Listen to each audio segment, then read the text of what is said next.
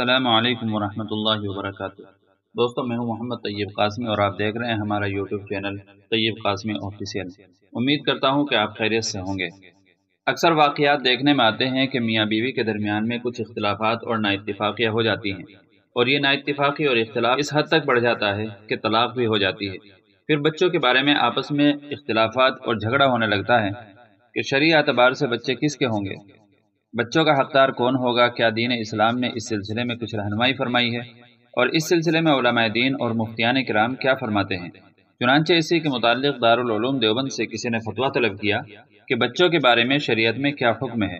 اگر میاں اور بیوی میں اختلافات ہو جائیں یا علیحدگی ہو جائے تو بچے کس کے پاس رہیں گے؟ اگر ماں بچوں کو لے کر بھاگ جائے اور ان کے باپ سے ملنے نہ دے تو وہ گنہگار ہوگی یا نہیں؟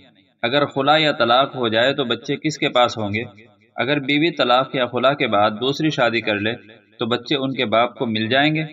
بچے دونوں مرد بچے ہیں اور ان کی عمر اس وقت تقریباً 10 اور 8 سال کی ہے، رہبری فرمائیں۔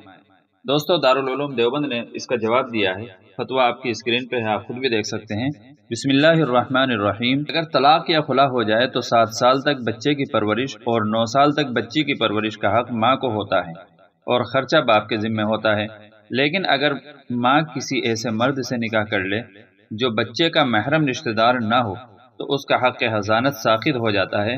7 سال اور 9 سال کے بعد باپ اپنے بچوں کو اپنی تربیت میں لے سکتا ہے، بلکہ اگر ماں کے اخلاق برے ہوں اور بچوں کو ضائع ہونے کا اندیشہ ہو تو اس سے پہلے بھی اپنی تربیت میں لے سکتا ہے۔